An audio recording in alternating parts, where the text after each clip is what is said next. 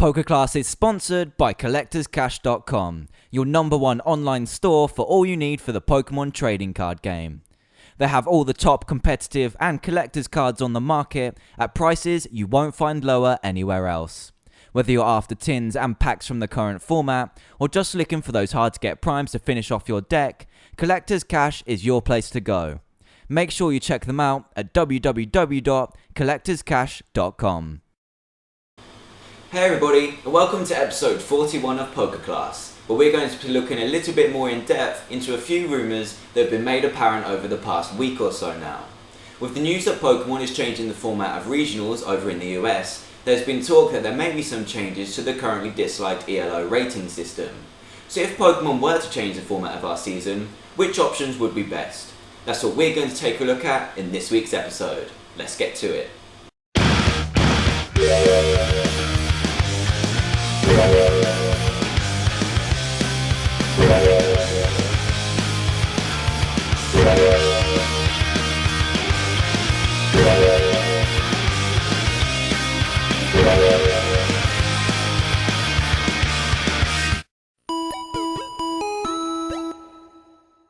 Before we start our little discussion, let's have a quick look at some very interesting news that PokeBeach.com has been keeping us up to date with this week. The first piece of news is related to our next set of events, Battle Roads, and we've been notified that there'll be a slight change in the prizes available at these events. In previous seasons, only the winner received a special promo card called Victory Medal, and second and third would maybe get some pack support. But now, Pokemon have revealed the name of a new promo called Victory Cup. This change has happened because instead of there being just one card up for grabs, there are now three. One gold cup, one silver, and one bronze for first, second and third respectively.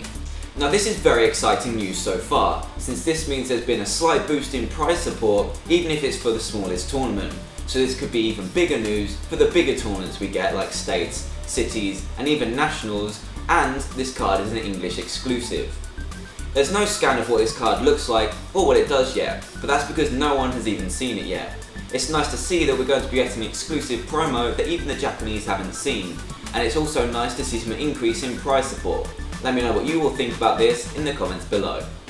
This second piece of news is already about our Black and White 3 set, which hasn't actually been released in Japan as of yet, and should be coming to us in either in November of this year or early next year.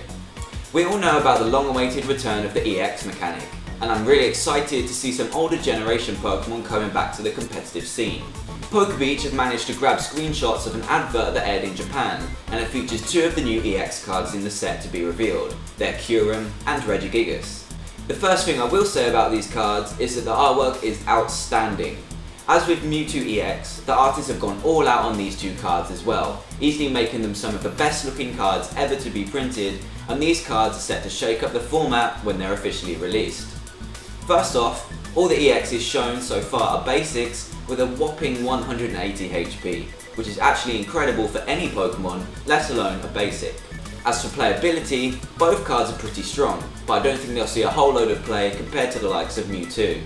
Obviously, we have no idea what the format is going to look like a good few months from now, and we don't know about other cards that will be coming out alongside these, but the attacks on both aren't really that great. Regigigas could be an interesting when paired with the likes of Reuniclus for controlling damage output, but the Kyurem really doesn't have much going for it at the moment, since it needs a whole lot of energy to do a fairly average amount of damage. Overall, I'm really looking forward to the EX mechanic returning to the trading card game, and I'm sure everyone else is too. They're going to make for some new interesting decks to revive in the format, so please let me know what you think of both of these cards in the comments below. That's all for what I think of the news topics this week, so let's move on to our main point of discussion this week, the new season. As of yesterday, the new Pokemon trading card game season began, technically, and a lot of players are expecting some sort of announcement into change into the game on that day, but nothing really materialised apart from the announcement that regionals in the US are going to be split into two groups and distributed over the year to ensure more attendance and allow more people to compete. So what were players expecting to hear? A lot of players were actually expecting, or more probably hoping, to hear that there will be some change to the current rating system we have at the moment, since some people appear to think it's flawed in the way that people can play the system and make it work for them to seal an invite. For example, last season there were a lot of players that made it all the way through the Swiss rounds of cities and states at XO or X1 and then dropped from the tournament before top cut to save playing their extra game and risk losing a game's worth of points, effectively putting them at a worse position than they were before they started the top cut. Many players see this as too much of a risk and would much rather save the points and play in another tournament. Also, at Nationals, there were many people that either didn't play in the biggest tournament of the year in their respective countries because they didn't want to lose that invite, or would drop before the top cut again to avoid the risk of losing points and just keep the ones that they gained through the Swiss rounds.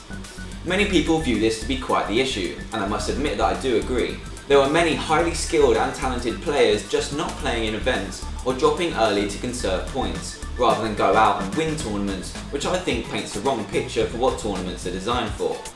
I would personally rather play in the tournament and try and go all the way, and try and challenge myself further, than just dropping before the cut so I can just save those points. But there is a problem here. There's no real reward or incentive for players to continue playing deeper into the top cut of tournaments, such as large battle roads, city championships, and possibly even some states, since you either have to go all the way to top 4 for it to pay off in prize support, or losing the first round of top cut, meaning that you're worse off than when you would have dropped.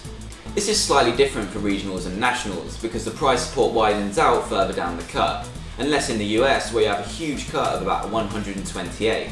So what could Pokemon do about the problem of players effectively making the system work for them? I've personally seen a lot of suggestions out there around the online community, and I'm just going to go over 2 of them today.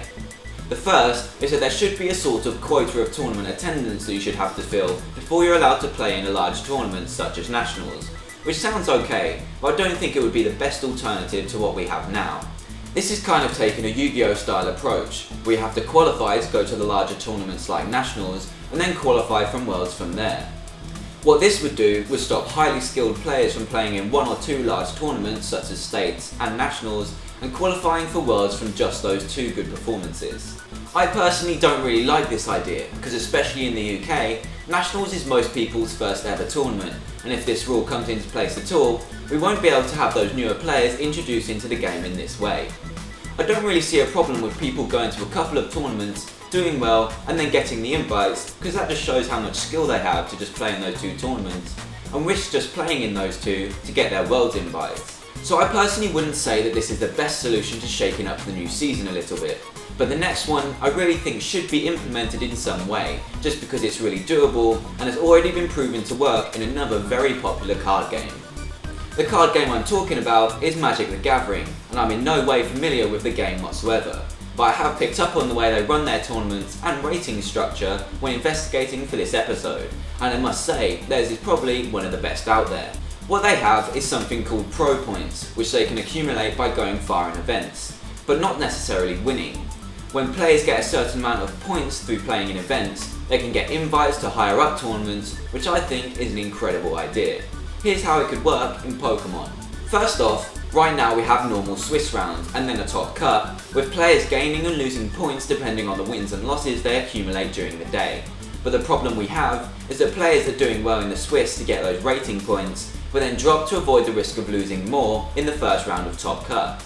If this new Pro Point system would be introduced, and say we had a top 16 at Nationals next year, what could happen is that everyone entering the top 16 would get a point. Going to top 8 would get you 2, top 4 would get 3, and so on until you get to the finals. Basically, a certain amount of Pro Points would be able to get you an invite to Worlds, and rewarding them for going deeper into the cut means that if you do lose early on, you still gain points towards that second goal and a different way of getting an invite. When we have the smaller tournaments such as Battle Roads, the point rewards would be smaller and given to the top 2 or something like that, and the amount of points on offer would increase with the K value of the tournaments.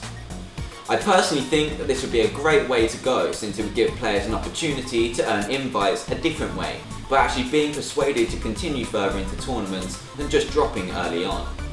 I've seen people win Battle Roads, Cities, States, and top 8 Nationals, but still missing out on an invite because they attended a ton of events and had some unlucky performances. If you're good enough to have a great run like that in many tournaments, then there should be some kind of reward, such as this potential Pro Point system. So overall, I think that this would be the way to go, and I hope Pokemon, if you're out there, please listen to this, since I feel it will increase attendance to events to grab those points and it could be introduced alongside the ELO system we already have in place, making it quite an easy transition.